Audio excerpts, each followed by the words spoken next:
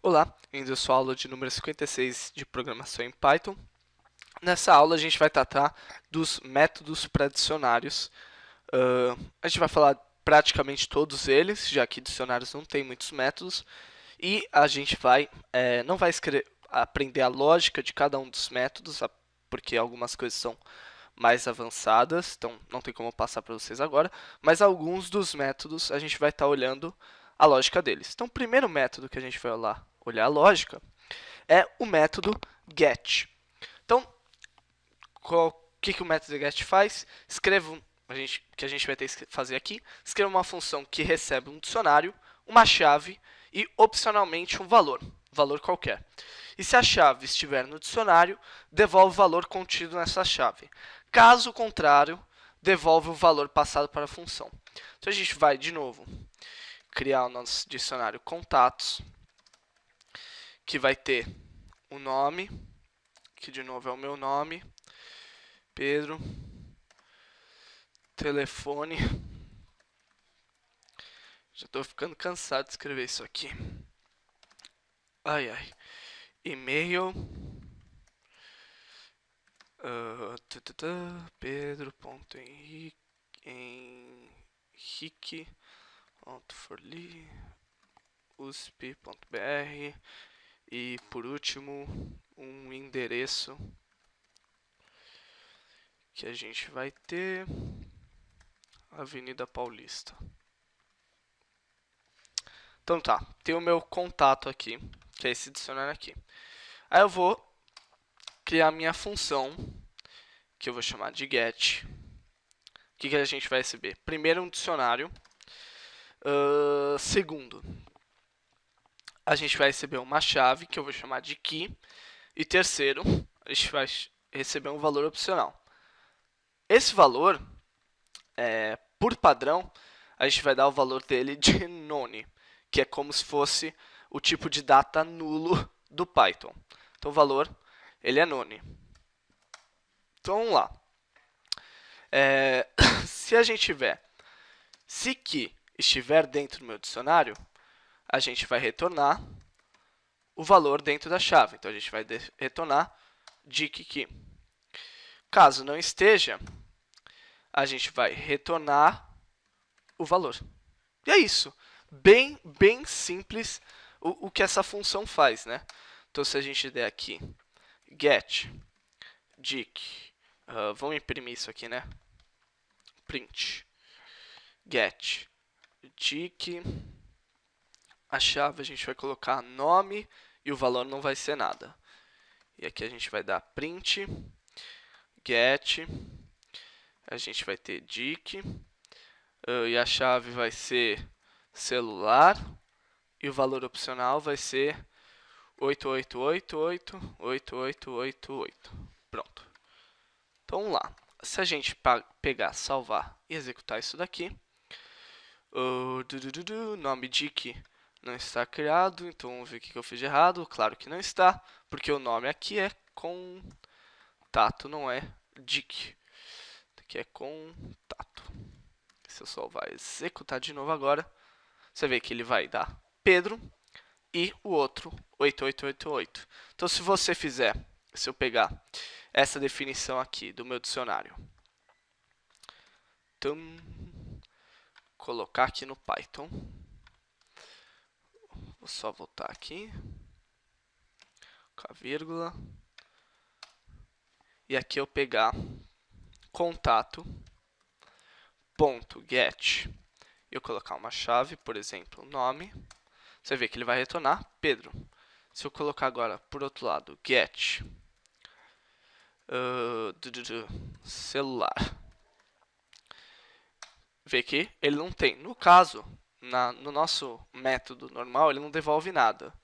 Se você olhar contato, permanece inalterado também. Ele não cria a chave celular. Então, se a gente der contato.get celular e 0, então aqui a gente sabe que celular não faz parte do meu contato porque ele devolveu 0. Além do get, a gente tem mais 3 métodos aqui que eu quero mostrar para vocês, que são métodos items, keys e values. Então, o que fazem esses métodos? Esses métodos só vão mudar a impressão do nosso dicionário. O que eu quero dizer com isso? Se a gente pegar,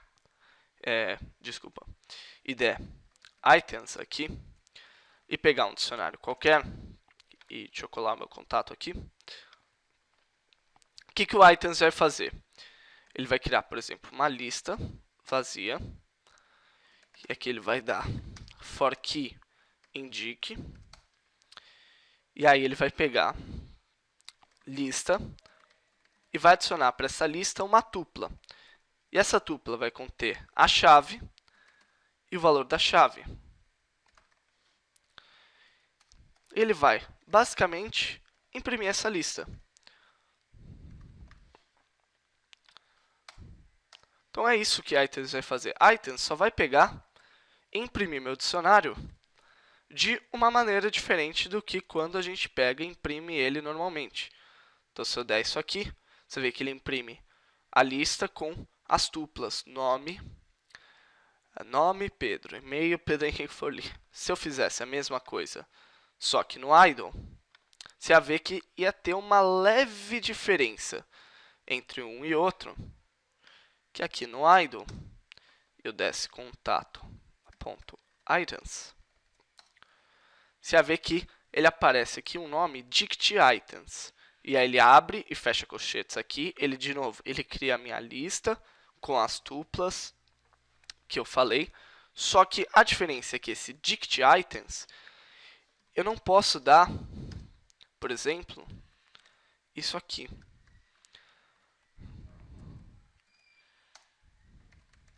Se eu pegar e fizer isso, veja que ele vai selecionar cada uma das minhas tuplas. Então, ele dá para você pegar os elementos do meu dict item. Se você pegar e tentar fazer isso aqui, você vê que ele dá um erro. Ele está dizendo que dict items, esse objeto, ele não suporta indexação. Então, o dict items, ele é um tipo de data que é um pouco diferente. É um tipo de data que ele serve basicamente para impressão. Eu não consigo ver muita outra utilidade para ele, a não ser, claro, se você quiser, por algum motivo, colocar em tuplas sua chave e o seu valor.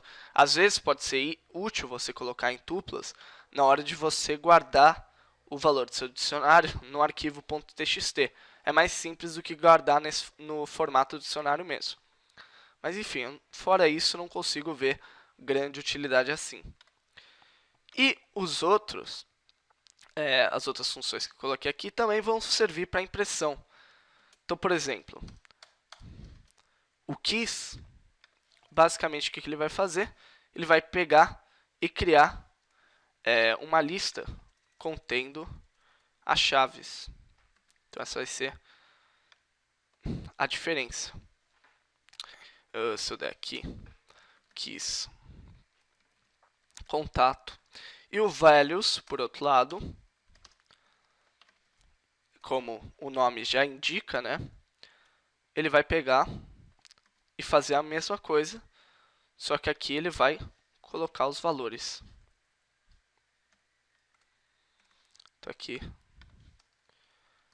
values. Então se eu olhar aqui embaixo, values, contato. Se eu fizer isso aqui, salvar e executar, você vai ver que ele imprime em três formatos distintos. Então, se eu pegar aqui, vou ter que recriar o meu contato, né? Deixa eu ver aqui em cima, contato, copiar aqui embaixo. Então, se agora eu der contato.keys, você vê que ele vai pegar todas as chaves e vai colocar num tipo de data diferente, que é chamado de dict keys. Se eu tentar percorrer os meus contatos keys, oh caramba, não deixou nem eu terminar de escrever o meu for loop. for i in contato.keys. E aqui eu der print e você vê que ele vai imprimir cada uma das minhas chaves. A mesma coisa vale para contato.values. A única diferença é que vai ter um outro tipo de data para armazenar os valores, que é o dict values. Também posso percorrer esses valores com um for loop, mas eu não posso indexar, tentar achar esses valores por índice. Você vai ver que ele imprime aqui a Avenida Paulista, Pedro Henrique Forli, robôs.br, 1, 2, 3, 4, 5, 6, 7, 8, e o nome Pedro, sem problema nenhum. Então esses são os métodos que eu queria mostrar para vocês. Agora, o dicionário tem os dicionários têm outros métodos que a gente pode usar. Então o primeiro que eu quero destacar é o clear. Não, antes de destacar o clear, vamos fazer o copy. Então a gente vai fazer aqui contato 2. Se você lembrar, para as nossas listas também existe um método copy. E o que o copy vai fazer? Vai criar uma cópia de contato 2 que vai ser totalmente independente de contato, certo? Então aqui, contato 2. Se eu pegar agora e adicionar uma nova chave para ele, você vai ver que contato 2 tá assim, tem a chave 11, e contato normal não tem essa chave 11. Então os dois são totalmente independentes. Se eu pegar e quiser, por exemplo, eliminar uma chave, o que eu posso fazer? Eu posso dar um método .pop e colocar a chave que eu quero eliminar. Então, por exemplo, eu vou eliminar a chave 11. Então, o que o pop vai fazer? Vai retornar o valor contido na chave 11, que é 11, e vai eliminar essa chave do meu dicionário. Então, contato 2, você vê que agora ele não tem mais a chave 11. Por outro lado, existe um outro método chamado pop item. Então, se olhar o pop item, aqui tem a descrição, ele remove e retorna uma tupla contendo a chave e o valor. E ele dá um key error se o dicionário ele tiver vazio. Então, por exemplo, se eu pegar aqui pop item, você vê que ele pegou, eliminou o meu primeiro aqui do dicionário, que era endereço Avenida Paulista. Só que ele retornou como tupla o item que eu acabei de remover. Se eu tentar, por exemplo, fazer a mesma coisa no pop e tentar acessar pela chave, você vai ver que ele dá um erro, porque pop item ele não vai receber nenhum argumento. Ele vai simplesmente remover o primeiro item que tiver dentro do seu dicionário. Então é isso. Esse é o pop item. Mais dois que eu quero falar. Se eu pegar e quiser, por exemplo, apagar todas as chaves do meu dicionário, eu posso dar contato2.clear. E aí você vai ver que contato 2 vai virar nada mais nada menos que um dicionário vazio. E o último método que eu tenho para mostrar para vocês é o setDefault. setDefault ele é um pouquinho mais complicado que esses outros métodos, então você vai ver que ele vai receber uma chave K e pode receber um valor D. E o que ele vai dar? Ele vai dar um D, ele vai pegar esse dicionário e vai pegar o K e D. E ele também vai setar que DK sendo D se o K não tiver no dicionário. Então, vamos entender isso que eu estou falando. Se eu pegar meu contato e pedir aqui nome, o que ele vai dar? Que o meu contato, nome, é Pedro. Certo? Agora, o que vai acontecer se eu pegar aqui, e der, por exemplo, endereço, ou endereço não, qual que não tem? Não tem celular. Se eu desse celular, agora ele não me devolveu nada, mas se eu olhar meu contato, você vai ver que ele criou uma chave aqui, celular, com valor de known. Então, como ele não encontrou nada dentro, não encontrou a chave celular dentro do nosso dicionário, ele simplesmente foi lá e criou essa chave para a gente com valor de known. Por quê? Porque a gente não passou nenhum valor aqui. Se a gente tivesse passado, então aqui eu vou dar pop, vou apagar de novo, celular, agora ele apagou o celular, eu pegar aqui set default celular, e aqui der esse número estranho aí. Agora você vai ver que apareceu esse número estranho aí. Então aqui pode parecer que ele não retornou nada, mas ele retornou o valor known, que é que como known representa o nada, aqui não aparece nada. Mas o caso celular é o inteiro, então ele retorna esse inteiro para a gente. E ele cria essa chave para a gente. Então, esses são os métodos que eu queria mostrar para vocês de dicionário. Além disso, eu quero mostrar duas coisinhas que tem para dicionários, que não vale a pena eu deixar isso para uma outra aula, porque é muito pouca coisa.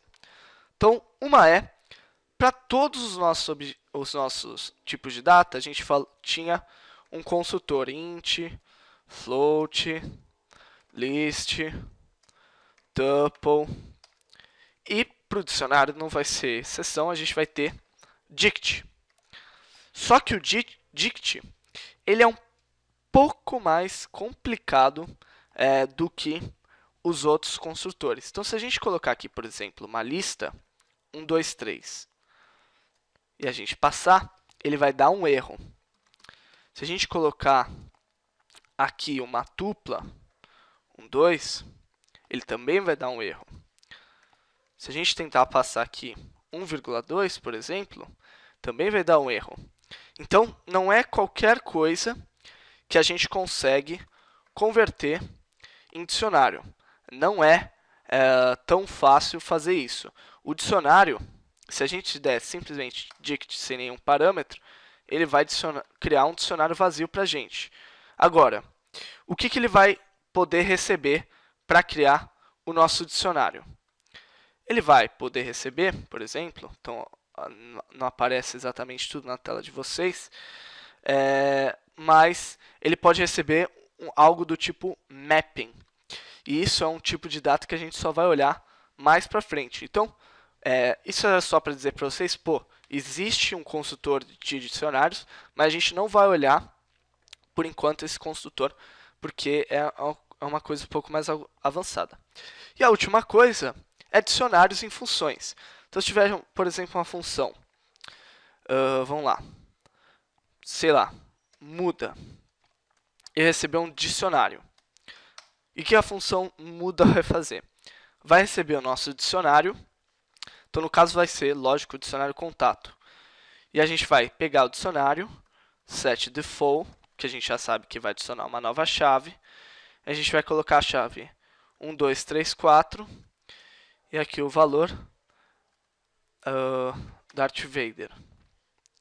Então, se a gente fizer isso aqui, o que eu fiz de errado? Não, aqui era para ser uma vírgula, não era para ser 2 pontos. Ó, estou acostumado a fazer isso. Então, agora beleza. Então a gente vai pegar e vai dar muda no nosso contato. E se você lembrar, tuplas são imutáveis. Então a gente não teve que discutir tuplas com funções. Listas, a gente sabe que quando a gente passa uma lista para uma função, a lista sai de lá modificada, porque a gente está passando endereço de memória. E dicionários também. 1, 2, 3, 4, Darth Vader. Então, mais para frente, quando a gente estiver olhando objetos, a gente vai entender o porquê de dicionário e listas serem modificadas, tem esse negócio em comum, mas quando você passa um dicionário para uma função e você muda esse dicionário dentro de uma função, o dicionário fora da função também é modificado. Então é isso, pessoal. Essa foi a aula de hoje. Espero vocês na próxima aula.